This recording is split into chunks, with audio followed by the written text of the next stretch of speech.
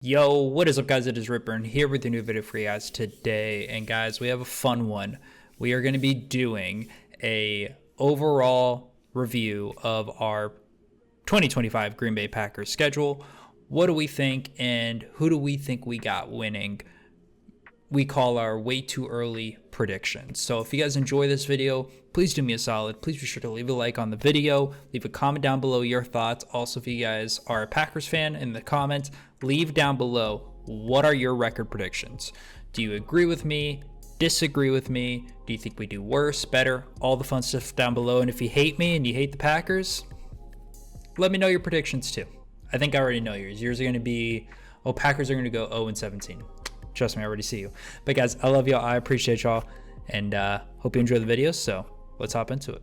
All right, guys. So we have the schedule here. This is every game, as you can see on the screen. We have all the games that we're going to be playing. And we're going to be going by week. And let's just break down, really, do we think we're going to win and not? I will start by saying I think this schedule is a gauntlet of a schedule. I mean, it makes sense for where we were. I'm not mad at it. I get it. I think this schedule is going to be a really good test for Jordan Love. I think if you're looking at the games, I mean, shoot, look at the first 2 weeks and then getting into like the mid beginning weeks is crazy. And then you're like, all right, it can't be that worse. And then you start getting near the end of the week or end of the season and you see just gauntlet games, right? So this is going to be a very difficult schedule. I think there's going to be a lot to show and this could be a real test. So we're going to get into it, and let's start off with week 1, Lions-Packers. As y'all know, the Packers have just this weird curse where they can't win the first week. So honestly, just be not even because, I like the Lions. I'm being fully honest. The Packers cannot win week 1. I don't know what it is. They struggle, and it's just the weirdest curse that we have. So right away, just going to give that right away to the Lions. Commanders-Packers. JD coming off a hot season. I think this could be a rough start. I'm actually going to say Commanders wins week 2 because if JD comes off as it was like near the end of the season, we're going to be seeing a whole new monster in this league. So honestly, personally, I'm going with JD on this. And I'm a Packers fan. Week 3, I think we have a chance at the Browns. I mean, we don't even know who their quarterback is. There's a chance, I think, at the current moment of May 20th, that I think Kenny Pickett is supposedly leading that charge. Yeah. Week 4 versus Cowboys. What happened last time the Packers played the Cowboys in the playoff? Anybody remember that? Cool.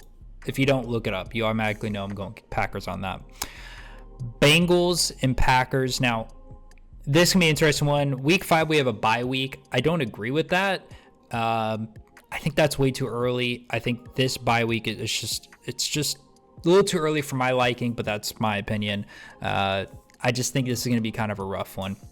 I think, when you kind of get the bye week 8 and 9, this is where I want the bye week to be. Mid-season, you get the break, because if players get injured and you don't have a bye week, so you literally have just week after week after week with no break, I don't really like that. And yeah, I get there's little mini bye weeks, as you can see, like they mark when we kind of come off, what team's coming off mini bye weeks in a situation. And in the Packers here, yeah, they're coming off 2 mini bye weeks, and we get a mini bye week in the season. So I just don't like the fact that we have a really good bye week really early in the season, but that's my 2 cents. Y'all let me know what y'all think. Bengals, Packers. This is going to be a rough one, but personally, depending on how Joe Burrow plays, I think it's going to be a rough one. I'm going to say Bengals beat us at this. Okay. Now, going into week 7 against Cardinals, I think Packers should be able to come off on top and confident enough to believe that they have a chance at that game. Steelers, Packers. I mean, this game is always, the Steelers are always a rough team with us. But with the current situation and the team, I don't think they have a better team than the Packers at the current moment when it comes to a chance of winning. Panthers, Packers, right away going Packers. And this is sound weird. I think this game is going to be close when it shouldn't, but I also believe the Panthers are the Panthers. Week 10, Eagles, Packers, just going to give that straight to the Eagles. I'm just going to say it now.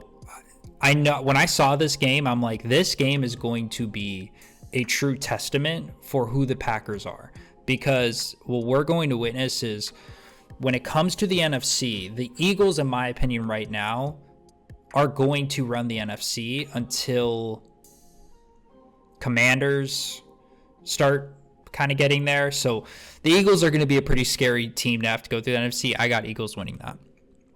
Packers, Giants, I got Packers. No offense, Giants fans, but yeah, I just don't see them winning that game at all. Vikings, Packers. Now, this is where a trade-off usually happens. So if they win one, I usually say like win one, lose one. So in this case, we're in Lambeau. I'm actually going to say we win this one, which in that case, I will give the Vikings the end of the season in that case.